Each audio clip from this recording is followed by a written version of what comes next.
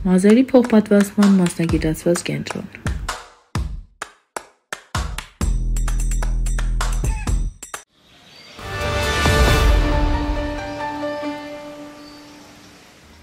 Առաջին լրատվականը շարունակում է աշխատանքը ուղիղ եթերում բարև ձեզ։ Միացյալ Նահանգների նախագահի ազգային անվտանգության հարցերով խորհրդական Ջեյք Սալիվանը հայտարարել է, թե կա պաղեստինա-իսրայելական հակամարտության սրման, հյուսիսում երկրորդ ճակատի բացման եւ իհարկե Իրանի ներգրավման վտանգ։ Սալիվանը Լիբանանի Հեզբոլլահ շարժումն անվանել է Իրանի պրոքսի ուժ եւ նշել, որ Միացյալ Նահանգներին մտահոգում է շարժման ներխուժումը Իսրայելի հյուսիսային սահման զգալի ռազմական հզորությամբ։ Ֆրանսիական կողմի նախաձեռնությամբ Իրանի նախագահ Ռայիսին հեռախոսազրույց է ունեցել Ֆրանսիայի նախագահ Էմանուել Մակրոնի հետ, որի ընթացքում կողմերը քննարկել են Գազայի հատվածում տիրող իրավիճակը։ Իրանի նախագահն ընդգծել է, որ Իսրայելի կողմից պաղեստինցիների դեմ շարունակվող ագրեսիայի, ռազմական հանցագործությունների եւ սպանությունների, ինչպես նաեւ Գազայի շրջափակման լույսի ներքո կա հավանականություն, որ իրավիճակը կբարդանա եւ այլ ճակատներ կբացվեն։ Իսրայելա-պաղեստինյան հակամարտության գոտում փաստացի պատերազմի բռնկումն անշուշտ իր ազդեցությունն է թողնելու թե Մերձավոր Արևելյան տարածաշրջանի անվտանգության միջավայրի վրա, թե նաև Կովկասի վրա։ Թեմայի շուրջ զրուցելու ենք արևելագետ Երևանի պետական համալսարանի արևելագիտության ամբիոնի վարիչ Հայկ Քոչարյանի հետ։ Պարոն Քոչարյան, բարև ձեզ։ Շնորհակալ եմ հրավերն ընդունելու համար։ Պարոն Քոչարյան, ավելի քան 1 շաբաթ է անցել, հակամարտությունը այս պահին որ փուլում է գտնվում եւ որքանով է հավանականությունը մեծ, որ այն կարող է ընդլայնվել, ձեր կարծիքը խնդրեմ։ Շնորհակալություն հավերի համար, նշեմ արաբագիտության ամբիոնի վարիչ, արևելագիտություն ասեցիք, ֆակուլտետն արևելագիտություն։ Կոնֆլիկտը 1 շաբաթ է անցել մի քիչ ավել, բայց մենք տեսնում ենք, որ դեռ նոր է ակտիվությունը չի ընկնում եւ ավելի ոնց որ թե նշմարվում են նոր ակտիվացումներ, ընդհանուր առմամբ տեսնում ենք, այսինքն բոլոր տեսնում արդեն Գազայի հատվածի ավերումները, այսինքն այդ ենթակառուցվածքները բնական ֆոնդի, այսինքն հումանիտար ճգնաժամը շատ խորը վիճակում է, մինչև այդ էլ ինչ վիճակում չէր, իսկ ավելի խորանում եւ այսօր, որ կարծես թե առաջի դրական լուր եթե կարելի է համարել նայել, որ Եգիպտոսի հետ սահմանի Ռաֆա անցակետը բացվում է եւ մի քանի ժամ բաց է լինելու, որ հումանիտար օգնություն պետք է մտնի Գազայի հատված, բայց ընդհանուր խնդիրը չի վերանում եւ տեսնում ենք, որ Իսրայելը բոլոր ռետորաբանության տեսանկյունից իր գործընկերների հետ քաղաքականության մեջ ցույց է տալիս, որ կա ընդհանուր կոնսենսուս, որ Համասը պետք է վերացնել եւ Համասին դադարեցնել որպես այդպիսի կառույց գոյություն ունենալը, ինչը քաղաքական կարող է նպատակներ լինեն, բայց իրականում մի քիչ շատ դժվար պատկերացնել այդ գործողությունները, ինչը որ ասում մենք դեռ լճի սկսվել են, ինչ որ առաջ օրերին էր հայտարարում, որ պետք է ցամաքային գործողություններ սկսեն Գազայի հատվածում, ինչը անընդհատ հետաձգվում է մի կողմից այն պատանդները, որ պահվում են Գազայի հատվածում, սրանք են հիմնական խնդիրը, արդյունքում մեկ շաբաթ անցել են իսրայելական հասարակության մեջ, լարվում է հարաբերությունները եւ այդ հարազատները, մոտ 3 հայտարարվեց 156 հոգու պատանդարության մասին, այսինքն բոլորի հարազատները արդեն երկրի իշխանություններից պահանջում են գործողություններ ազատելու, որտեղ առաջնային դա են դիտարկում խնդիր, բայց այստեղ Նետանյահուն իր ուսմահին փորձը եւ քաղաքականությունը փորձում կիրառել, որտեղ 3 այդ հանդիպումից հետո Նետանյահու հետ բավական հակասական հայտարարություն հարազատները մի բան հայտարարեցին, պետությունը մի բան հայտարարեց, այդ կոնսենսուսի վերաբերյալ թե ինչ պետք է անեն, այսինքն դեռ լուրջ լարումներ են արդեն սկսվում երկրի ներսում։ Մյուսը ձեր նշած, թե արդյոք երկրորդ ճակատը կբացվի թե չէ, մենք այստեղ հստակ դիրքորոշումներ ունենք, Միացյալ Նահանգները ամեն կերպ փորձում է թողնել կոնֆլիկտը Գազա-Իսրայել առանցքի շուրջ,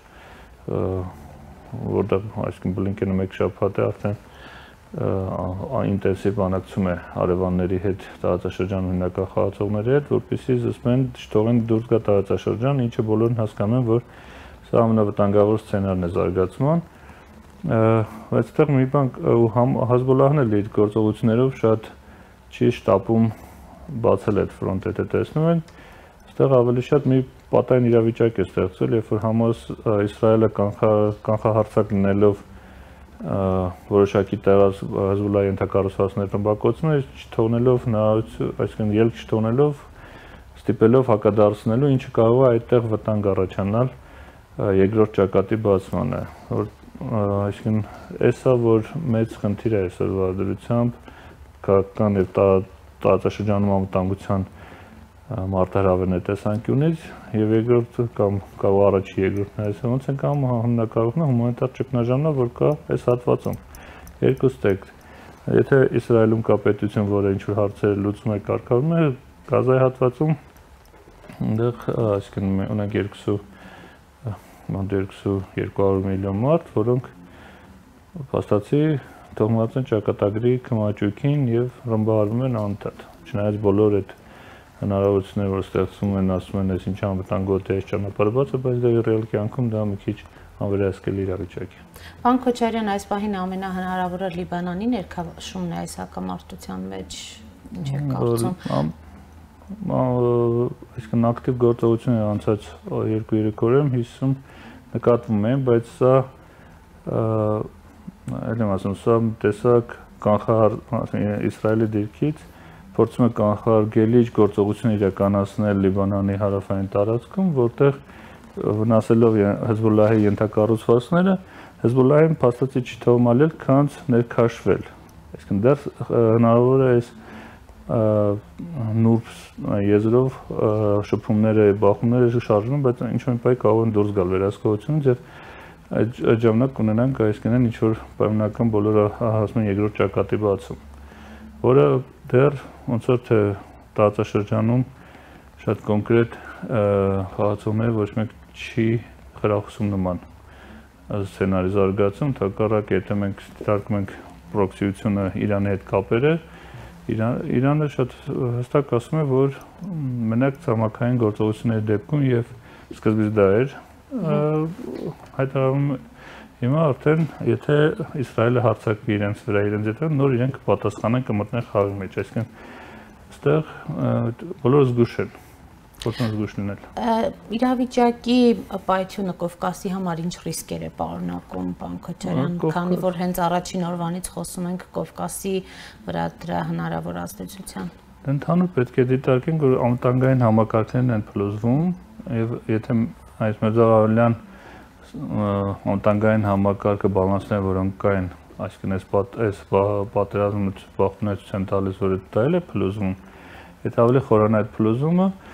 այսինքն այն ինչի մասին խոսում է վերջ շրջան, որ նոր անվտանգային համակարգեր են եւ ալգորիթմներ են պետք մշակել, բոլորը դիրքավորվում են ըստ այդ ալգորիթմների, դա դառնում է ավելի արդիական եւ որ հասական այդ խնդիրը եւ այս Կովկասը մերձավոր արևելքի մոտը մի մաս է ընդհանուր մեծ տարածաշրջանին թե վերցնենք եւ ցանկացած անկայունություններ եւ անվտանգության վերաձևավորումներ ազդելու են եւ նույնը մեր մոտ տեղ ունեցած անվտանգային այս խախտումը նույնպես ազդում է նաեւ տրիգեր կարող է կանդիդատի որպես են գործընթացներ որոնք այնտեղ սկսեցին իսկ ընդհանուր մի կտոր է տարածաշրջանը եւ եթե միտեղ սկսում է քանդվել անվտանգային համակարգ սկսում են առաջանալ ճաքեր եւ ճեղքեր բոլոր տեղերում, ինչին ականատես ենք լինում այս պահին մենք։ Տեսակետ կա, որ այն կարող է ունենալ թե անվտանգային ռիսկերը որոշակի լիցքաթափող նշանակություն գոնե կարճաժամկետ հեռանկարում եւ թե կարող է երկարաժամկետ հեռանկարի համար ձևավորել նոր լիցքեր, ինչը իհարկե կարող է էապես պայմանավորված լինել Իրանի վարկով։ Իրանը իր,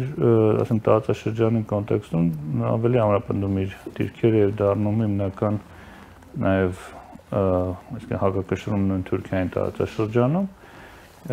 այսինքն փորձելու է Իրանը իր ավելի մեծացնել իր անվտանգային նշանակությունը, իր այսինքն անվտանգային համակարգի ներգրավվածության կարևորությունը, դա կտեսնենք, կարճաժամկետ, երկարաժամկետ երկուսն էլ իմ կարծիքով հնարավորություններ ու վտանգներ են պարունակում, պարզապես պետք է նստել, գնահատել, փորձել մշակել այդ հնարավոր զարգացումները տեսնել, այսինքն մենք ունենք Իրանի հետ սահման եւ այս ավելի հնարավորություն տալիս ավելի անմիջական խոսել, չնայած ձևավորում են տարբեր խմբեր գործընկեր անվտանգային կոնգլոմերատներ, ասենք ասենք խմբեր, որոնք այսինքն մեզ էլի թողելու են այդ երկու մեծ խմբերի, այսինքն երկու մեծ միությունների, այսինքն սահմանաեզրին ենք պետք է կողմնորոշվենք կամ կարողանանք դիրքավորվել հենց որպեսզի դուրս գանք եթե ոչ շահած անվազն առանց կորուստների։ Ինչ դիրքորոշում կունենա Սաուդյան Արաբիան, որը ռեգիոնի ազդեցիկ խաղացողներից է պարոն Քոչարյան եւ որը միաժամանակ չինական միջնորդությամբ կարգավորելով հարաբերությունները Իրանի հետ, ամերիկյան միջնորդությամբ քննարկում է Իսրայելի հետ հարաբերության կարգավորման հնարավորությունը։ Սաուդյան Արաբիան հայտարարեց, որ դադարեցնում է բանակցությունը Իսրայելի հետ, այսինքն այդ մերձեցման եւ հաշտի քննարկումների հարցը Իսրայելի հետ եւ փորձեց եւ կարծեք թե արդեն այս մեկ շաբաթ ձևավորում է կոնսենսուս բոլոր տարածաշրջանի խաղացողների եւ արտահայտողների, որ Պաղեստինյան խնդրի լեգիտիմ ներկայացուցիչը դա Պաղեստինի ինքնավարությունում Պաղեստինի ազգագրական կազմակերպության մեջ մտնող այսինքն կազմակերպություններն են, շարժումներն են, Համասը դրա մեջ չի մտնում եւ Համասը չի ներկայացնում այդ Պաղեստինի ժողովուրդը եւ նրա խնդիրները, ոնց որ եւ հայտարարվեց Մահմուդ Աբասի կողմից, Պաղեստինի ինքնավարության առաջնորդի կողմից եւ Սաուդյան Արաբիան փորձում է, այսինքն առաջինը, որը այսինքն նշեցիք դուք Իրան, Սաուդյան Արաբիա կերմերձեցում եւ այստեղ մի ուրիշ խնդիր կար, որ մեծ պրոյեկտ կար, որը պետք է Պարսից ծոցից Հնդկաստանից Պարսից Սաուդյան Արաբիա եւ Էմիրատները գար Իսրայելով հասնել Եվրոպա, նույն բազմամոդալ ճանապարհ էր գծում, այսինքն սա էլ է, այսինքն Իրանն էր դուրս մնում եւ տեսնում ենք, որ Իրան, այսինքն այս զարգացումների արդյունքում այդ պրոյեկտն էլ առնվազն որոշ ժամանակով դեռ արկախված է մնալու, այսինքն Իրանը դիրքավորում է եւ ուժեղացնում իր դիրքերը որպես թե տարանցիկ ճանապարհ, թե անվտանգության տարբեր համակարգները սպասարկող եւ երաշխավորողը, ինչը ստիպում է, որ իր հետ խոսեն եւ խոսում են, տեսնում ենք, նույն Ֆրանսիան, որն այլ կերպ է նայում մի քիչ իր շահերից ելնելով տարածաշրջանին, կան ցավական Եվրոմիությունը, տեսանք արդեն Ռայիսի եւ Մակրոնի հեռախոսազրույցը, ակտիվ զրույցներ, ակտիվ բանակցություններ են ընթանում եւ այստեղ, այսինքն օր-օրի մենք տեսնում ենք այդ զարգացումները, բայց դա մի հարց կա, որ ուղիղ կապված այդ ցամաքային գործողություն ասացին, որը ոնց այսինքն ուժ բան է որ սկսում է եւ այլ հարցը թե այդ ինչ տեսք կունենա, այսինքն որտեղ այս օրերին էլ կան ներխուժումներ Գազայի հատված, բայց համանապակ խորությամբ որոշակի գործողություններ Իսրայելի կողմից դա օկուպացիայի մասին է խոսքը, թե օկուպացիայի մասին չի, իսկ Իսրայելում եւ Միացյալ Նահանգներն էլ դրդում են խորհուրդ են տալի Իսրայելին, որ չգնալ օկուպացիայի Գազայի Դա պատմության ընթացքում էլ առաջին տեսել ենք, թե այսինքն դա չի խանգարել Գազայում ձևավորվեն ուժին, որը որ ձևավորվել է եւ հակազել Իսրայելին, եղել են պատմության ընթացքում տարիներ, որտեղ Գազան գտնվել է օկուպացիայի տակ, այնտեղ եղել են հերյական բնակավայրեր էլ կառուցված, այսինքն դա չի լուծել խնդիրը, եւ խնդիրը փաստացի չի լուծվելու եւ այստեղ այսինքն մեթոդները բաները որ նայում ենք շատ հետաքրքիր նմանություններ կան ինչ են կատարվում, այսինքն մետրաբանություն նույն մերը Արցախյան պատերազմի եւ այս անվտանգության համակարգի քանդվելն եւ ստեղ, որ սկսվում է արդեն քանդվել, տեսնենք ինչ կզարգանա եւ ինչ կունենա, այսինքն նոր է սկսել այսօր։ Պարոն Քոչարյան, արդյոք Իսրայելին այսօր պետք է ավելի լայն պատերազմ, այդ թվում Իրանի հետ, թե գոնե այս իրավիճակում Իսրայելը փորձում է, այսպես ասած, մարել, հանգցնել կրակը։ Տեսեք, Իսրայելը ամենամեծ կորուստը ունեցել է բացի մարդկային կյանքից, դա իմիջային հարցն է, որը կորցրել, որտեղ մինչև այս հարձակումը օկտոբերի 7-ի ընկալում էր որպես անվտանգության կղզյակ, այսինքն ամենապաշտպանված սահմաններ եւ սա է, որ մարտահրավեր նետվեց դրան եւ քանդվեց այդ միֆը։ Իսրայելը սա առաջերտն այդ խնդիրն ունի, վերականգնելու իր իմիջը որպես այն երկիր, որը անվտանգ եւ ուժեղ է եւ կարող է իր հարցերը լուծել։ Այս տեսանկյունից Իսրայելը եւ հասարակական պահանջը միջև պոպուլիստական քաղաքականությունը, որ վարում է այսօրվա իշխանությունները Իսրայելի, այսինքն փորձում են ցույց տալ, որ շատ մեծ պատասխան են տալու, շատ դաժան է լինելու, այսինքն ռետրոբանությունը տեսնենք, բայց իրական հողի վրա ինձ թվում է իրենք լավ էլ պատկերացնում են, որ դա երկար, այսինքն եթե մտնեն այդտենց գոզարգացումի մեջ, դա երկար է տևելու եւ հաշվարկները կային մինչև էտել, թե ինչ գումարների եւ իմոց կանոնական տնտեսության վրա, բայց այդտեղ հույսերը դաշնակիցների վրա դրված Իսրայելի, որ փորձում են բալանսավորել, բայց դաշնակիցները ինձ ասում են, որ նման զգուշ եղեք, մի տարհանեք դեռ ձեր կոնֆլիկտը, սա Իսրայելը-Պաղեստինյանը Գազայի հետ է խնդիրը, ոչ ամբողջ Պաղեստինի հետ, այդ լոկալ մակարդակը փորձում են պահել, իսկ Գազան փորձում է դա ավելի կամ իսլամական Համասը շարժում փորձում ավելի միջազգայնացնել խնդիրը, իսլամականացնել, որը մուսուլմանական կառույցներին եւ երկրներին կոչ են անում, որ դուրս գալ օգնել, այսինքն գործողությունը կոչվում է նաեւ Ալ-Ակսայի այսինքն վարարում կամ գալ փրկել Ալ-Ակսան, այսինքն սփատեղին, այսինքն սա սիմվոլիկ է շատ եւ այստեղ է որ Համասը մտածում է կարող է մոբիլիզացնել շատ իսլամական կառույցներ, ինչը եթե երկար տևես գործողությունը բավականին իրատեսական կարող է դառնալ։ Իսկ հավանականությունը Իրանի այս ամենին ներքաշվելու հիմա մենք տեսանք Ռայիսի եւ Մակրոն հեռախոսազրույցը, ընդհանրապես վերջին շրջանում մենք տեսնում ենք Ֆրանսիա-Իրան հարաբերություններում որոշակի փոփոխություն հենց Երևանում տեսանք Ֆրանսիայի դեսպանատանը Իրանի դեսպանի հետ հանդիպում այս ամենը դրական նշանակություն ունի բնականաբար։ Գիտեք, դրական դա պետք է առաջին հասկանալ, որ Ֆրանսիան իր ազգային անվտանգային շահերից ելնելով է նման գործողություններ անում եւ Իրանն էլ իր շահերից ելնելով մեզ այստեղ պետք է ասեմ, որ մասն է մեր այդ համընկնում, որ մասը չի համընկնում, սա այսինքն մի հարց է։ Երկրորդ հարցը թե կոնկրետ Պաղեստինա-իսրայելական հակամարտության մեջ, եթե դες վերցնեք Միացյալ Նահանգներն են, որոնք, ասենք, պետքարտուղարի տեսքով Բլինկենն է, չէ, ակտիվ շրջում է տարածաշրջանի երկրներով եւ Իրանի արտգործնախարարն է, որը ակտիվ շրջում է, այսինքն այստեղ ակնհայտ է, որ Իրանը այդ տարածաշրջանում ակտիվ իր քաղաքականությամբ եւ իր դերակատարությամբ ինքն էլ իր գործընկերներին եւ ինչ որտեղ նաեւ դա շահերը կիսողների հետ փորձում են իրենց առանցքը գծեն այդ թույլատրելի եւ կարմիր գծերի, որոնք ոչ միշտ են լուսաբանվում, բայց այսինքն այս հարաբերությունները դրանց մասին են, որոնք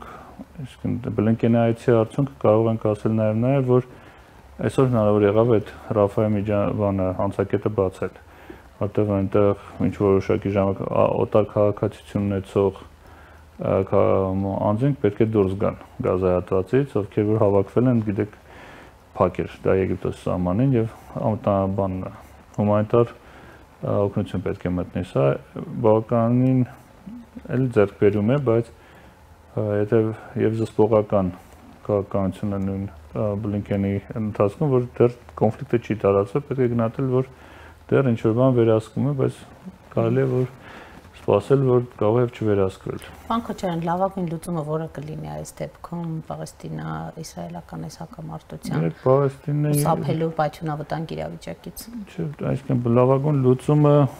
տարբեր փուլերում տարբեր լուծումներ են առաջարկվել, այսինքն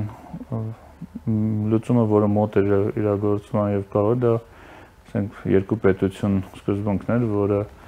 որից Իսրայելը կարելի ասել օգտվեց եւ ունի պետություն, եւ պաղեստինցիները գտան, որ դա անարդարացի եւ իրենց հողերի հաշվին է, մինչեւ այսօր այդ խնդիրը բարձրացնում է, այսինքն երկու կողմերի հնարավոր փոխզիջումների հարցունք պետք է լինի այդ համաձայնություններից, քանի դեռ այսինքն գիտենք, որ մի կողմ ավելի ուժ է կանոնություն, նա փորձել է իր կամքը պարտադրել եւ ունենալ այս վիճակը, սա կարող է մարի, բայց այսինքն լուծումը դա է, Պաղեստինի ժողովուրդը ուզում է իր պետություն ունենալ իր հողերի վրա, որը այսինքն մեծամասամբ փոխեցնում է արդեն Իսրայելի պետության տարածք եւ ամենակարևոր խնդիրը Երուսաղեմի խնդիրն է, որը այսինքն մուսուլմանական այդ սրբությունները Պաղեստինը ասում է, որ դա կլինի մեր, այսինքն պետք է պատկանի Պաղեստինին, իսկ Իսրայելը դա ամբողջական Երուսաղեմը համարում է իր մայրաքաղաքը, որ ենք ունի դրա հետ կապված, Իրավիճակը այնպեսին է, որ այսինքն ունենք ուժեղ կողմ եւ ոչ համարժեք զինված ուժ եւ ուժեղ կողմը իր դաշնակցային հնարավորություններով պարտադրում է իր կամքը մյուս կողմին։ Այսինքն մենք տեսնում ենք նաեւ մեր խնդրի բարագայում, երբ որ մենք էլ ունենք խնդիր եւ ստե արդարության կամ անարդարության մասին չի խոսքը, սա այսինքն հնարավորությունն է պարտադրում ես քո քաղաքականությունը առաջ ստանալ, եթե չէ, լինում է հակառակը։ Հիմա Համասը փորձում է դա հարցակային տակ դնել, արդյոք Իսրայելը այն պետությունն է, որը որ տենց ուժեղ է եւ հնարավոր չի նրա հետ Համասի գործողությունն դեմ, բայց մեթոդները, որոնք որով իրականացվեց, այսինքն խաղաղ բնակչության սպանություն եւ այն կադրը տեսանք, սա բերեց նրան, որ այսինքն սկսեց եթե շրջանակները շատ համարում են Համասը որպես նաև ազատագրության ինքնորոշման համար պայքարող խմբեր սկսեցին արդեն այլ կերպ վերաբերվել կենտրոնները միջազգային, որպես արդեն ռազմական հանցագործների ահաբեկիչների, չնայած որոշ ցուցակներում տենց էլ Համասը համարվում է ահաբեկչական, բայց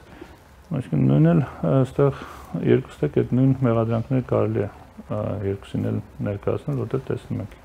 Շնորհակալ եմ, պարոն Քոչարյան։ Հիշեցնեմ, որ տաղավարում զրուցում էին Ղարաբաղի Երևանի Պետական Համալսարանի արաբի գիտության ամբիոնի վարիչ Հայկ Քոչարյանի հետ։